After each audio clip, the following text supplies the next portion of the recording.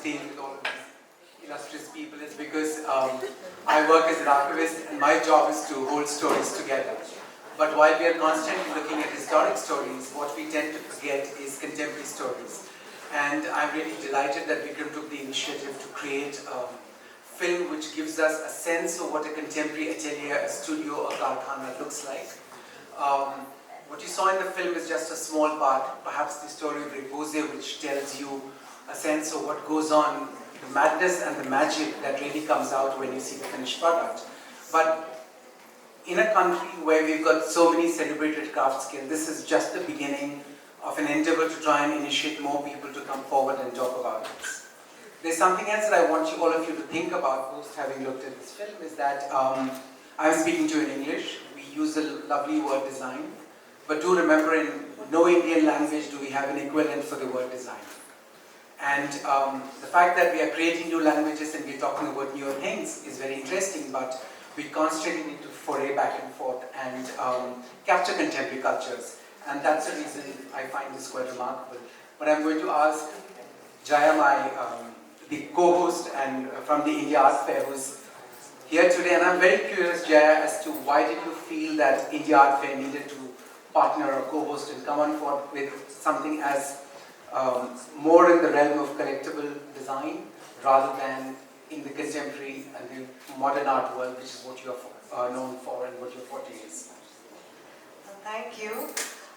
It's our 15th year next year, which is an important hallmark for us. And we really want to, or have the ambition of branching into the arts and culture in South Asia at large. And for us, design is very important. We've had our eye on it for many years now. I think it's important to mention that we stand on a centuries-old tradition of craft.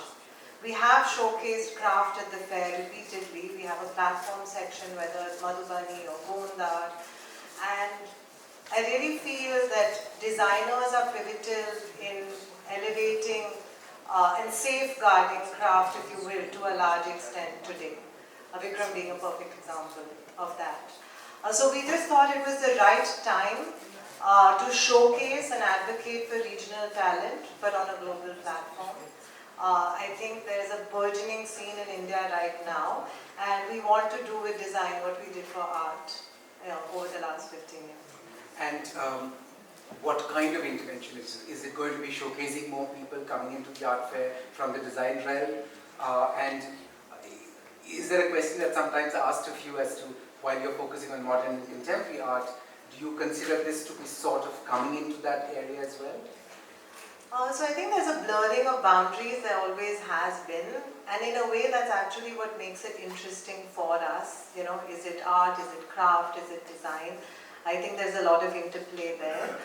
So what we're doing, at least for this next edition, is that we're showcasing 6 or 7 designers, individual designers, as well as studios at the fair, which we've never done before. It's called the Design Showcase. And build a narrative around that in South Asian and Indian design and the context that it has today. Wonderful. Vikram, this is something that I've constantly been thinking about, and I think in the last few weeks when we spoke also, I think the audience is very keen to know, why did you feel that at this point in your work, in your studios, in your practice, that you felt the need that a film needed to be perhaps the best vehicle to talk about your work? Well, we've been pretty much very reticent about letting the world into our studio. We've been around for 20 years, and it was only in, I think, 2019, just before COVID, that we had a show. We've never really shown before. And it was during the art fair. And then we showed last year again at the art fair. And and I say this gingerly in this very august crowd of non-social media people, I got into Instagram and posted. And the amount of curiosity was incredible. And there were questions a lot on Repoussé in particular, the gods and goddesses, the abstract forms, what is it all about. So I said, let's make a film.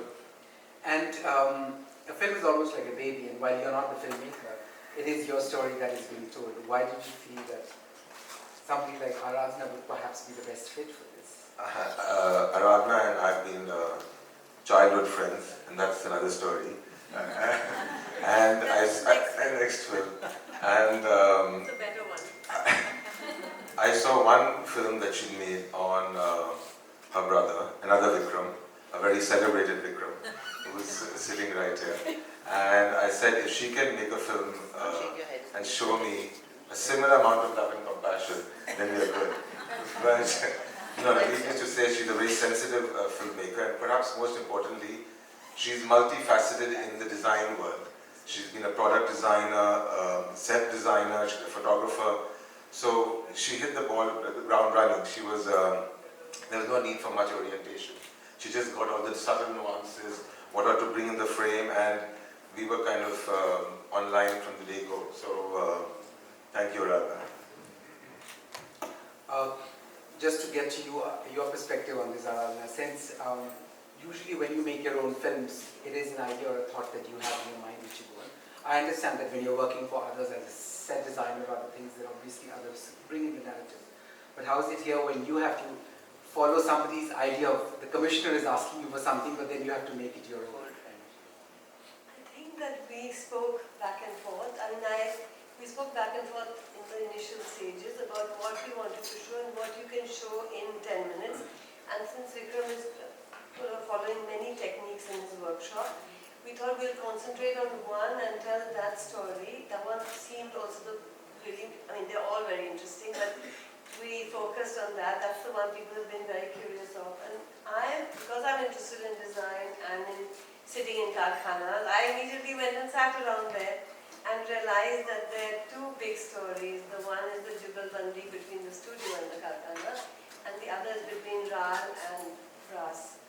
And those two stories, I think, were the ones that I wanted to bring out.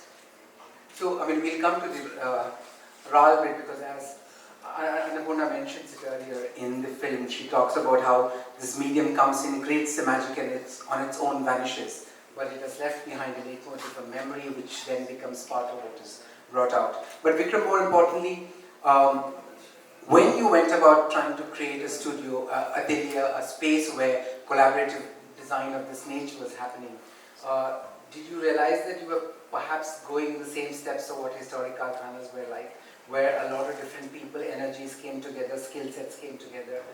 What was the idea for you to be out there creating a karkhana? Well, it kind of all happened organically. When we started, we began working with clusters of what they call master craftspeople, and they could have been sometimes 2 people in a garage or a team of 5. And we really tried for about 10 years to work with these sustainable models of craft development. But it just didn't pan out the way we wanted it. If there was a wedding in the family, the studio was shut, and here you're trying to elevate Indian craft and take it to a high end of consumption, luxury level. So it just didn't work. And look, I kind of think of myself occupying this third space. I'm not a trained designer in a traditional sense or an artisan. So but I like creating, and I like creating new things, and I like working in metal. So sampling and experimentation becomes very important to me. And today we have this workshop. It's a fully integrated workshop from research analysts, graphic designers, product designers, production managers, and of course the artisans, polishers. And this allows you to take risks and create new things. Because if you go to a traditional craft cluster, they're going to say, give us the full spec, give us the full order. They don't want to experiment on their time and money. So it's very important to get this whole atelier thing going if you do want to create and stretch the boundaries. Now, most people when they work in metal, they work with cast metal. So they put into dies or wax casting, and it's complicated, but we work with sheet metal, which is very unusual around the world. So we literally get these sheets in rolls, and then we treat them, we temper them, and then make these 3-dimensional objects out of them through various processes. So that takes a lot of experimentation, and I think the only way possible is to have your own workshop which has all the different elements. So, just to sort of explain the context, historically in India, while we constantly talk about craft workshops producing things, the celebration has always been for the end artisans. I mean, there is nothing wrong in it. It's perfectly valid. They are the ones who do it, be it the weaver, be it the person who works, the tinkerer in a metal workshop, be it Tadera as he's called in the north. But the fact remains that most studios actually had other people. You had Naqshband or the pattern makers or the designers. You had the patron who said the kind of thing that they needed for their utility. And it was only the coming together of all of this that really allowed karkhana to come through. So while it's contemporary, it's functioning in a new space, it is actually continuing with the historicity of what karkhanas needed to be. And of course, you needed patrons, you needed clients who wanted these objects to come out. So it's quite a remarkable idea. But one thing you may or may not have noticed as you looked at the film, and Aradhana, I come to you now, the raw sound and light that emerges through the studio. I mean, you didn't put in a music, thankfully. You didn't, you didn't bring in other elements, but you stuck to the raw sound coming out of the workshop. How was that? How complex was that trying to get that together? So after I spent time in the workshop, I decided right from the get-go that there's going to be no music, because people use music kind of when they don't know what else to do. So the first morning was spent just recording the sounds in the workshop, and there were many, and we decided to integrate that into the track when you didn't want it to be silent or underlayered, and use it, stretch it, and actually play with it in post. And use that as a kind of bed. At one point I even thought about whether to bring in nature, because you see the parrots, and then I thought I'll just clutter it. So let's just stay with the metal, use the metal almost like music, and use that through the film. Because, you know, since Vikram's work is from the Balaji to the crane to the panther skin, there are so many different languages, and if you start using music and going from one to the other, what music do you use? So that was a very clear decision as a filmmaker to just go in and do that. And also with audio, at first always you ask your questions and then you lay the audio track.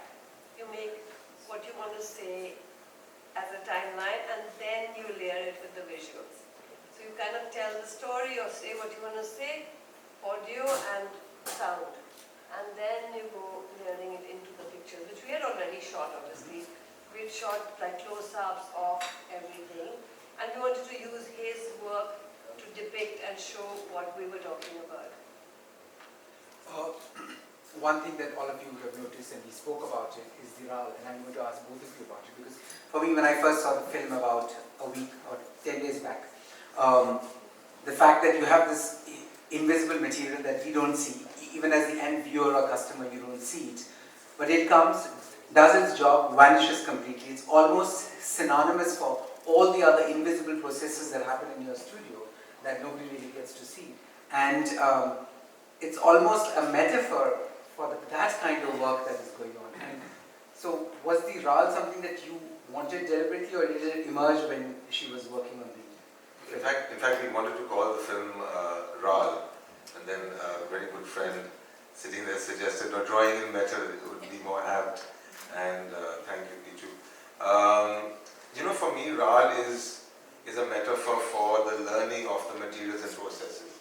So if an object is made and it goes away, that learning still stays, and then you start building on it. And that again comes back to the whole karkhana idea, because you know, it's the result of a team effort of people, and it doesn't stay with just one artisan. It doesn't stay with one person. It's a whole group effort. So that same RAL which was used, what we chased 6 years ago, is very different in terms of caliber than what we do today. So you keep going on building on that knowledge, and for me that's why RAL is a wonderful metaphor for all of this learning. And how about you, Aradhana, when you were working with RAL, how difficult was it to try and tell that story? I mean, on the film, of course, after hundreds of hours of editing, we see it as a smooth flow, but how was it for you? I think RAL was critical from the time that I first started hanging out at the studio. I realized that it's the invisible thing, and in the time today of AI and technology, it's one of the things that AI and technology can't do. It's like the consistency, and all the artisans, all the metalsmiths, Yasin Vain always kept saying, the consistency has to be right. If the consistency is not right of the RAL, everybody can't make RAL. And if the consistency is not right, it doesn't catch the metal, and therefore you can't do the work on it. And in fact, one day we were trying to get them, kind of to put a little bit more mustard on because we wanted to film it. And they were like, no, then we can't work with this rod. We were like, little bit, they were like, no, this is done now. You've done your filming. So in a sense, and the rod is very, it also goes through many different stages. There's a hard rod, and then there's a gooey rod, and then there's a drippy rod. And it's also very sensual as a material and its relationship with fire. So there was no question that as Annapurna says it very well, that impression, you had to have the rod, because everything, the breath, the tool, everything is correlated to the rod and the fire and the consistency. So the story had to be told, and I think what I tried to do is bring it in at each stage. Start with it, bring it in when they're working on it, bring it in when everyone is, also the tools are very specific and how it hits the rod and the breaths. So I think I tried to bring it in through the end. It's a wonderful poetry which comes in. Absolutely. Into the whole process. It's not just banging tools, the whole process. And as a filmmaker, it's amazing to film. So you're like also kind of, sort of juicing it because it's like so beautiful to look at. So, Vikram, when we look at all of this, and frequently in conversations we've spoken about the fact that India is sort of a hotbed for small batch luxury objects that need to be done. Because unlike other countries who do very large volumes, we have such a diverse range of skill sets across artisans, craftsmen across the country, craftsmen, women, everybody across the country. Why is it that we are still not celebrated enough as a design producing or a design-led country? Despite the fact that initiatives like yours, several others exist, why is it that we are still not harnessing that and taking that skill ahead? Because we don't design enough and we just manufacture. So we've got these great capabilities and craft clusters and they're manufacturing, but for design which is coming from internationally. And I think that there's a lot of this syndrome which you see across many fields in India, not just design, that we think we know best. And let the world change its taste according to what we think, because we think it's the best. And so be it, that's fine. But if you do want to take your, you need to kind of, as with anything, you need to tailor your product to a market. So if I'm showing in London, I'm as sophisticated as it is in craftsmanship, I'm not taking Balaji there. And so you've got to kind of figure out which market you want to be in and therefore produce and design based on, I'm not saying don't be adventurous and don't stretch boundaries in terms of design, but a lot more innovation and at the same time, I wouldn't call it adjustment, but kind of try and be sensitive to the audience you're selling to. So, in that larger vein, when you look at contemporary design histories being captured, being preserved, being looked at, this is an area that excites me a lot. What do you think needs to be done more for people to try and create these stories, these narratives, so that there's a larger understanding of? I'm going to flip this question to you because you're doing a lot of that really well. But I'd say more films like this, more documentation, more shows, more exhibitions. Lekha Podar was one of the pioneers and did a fantastic job of bringing craft.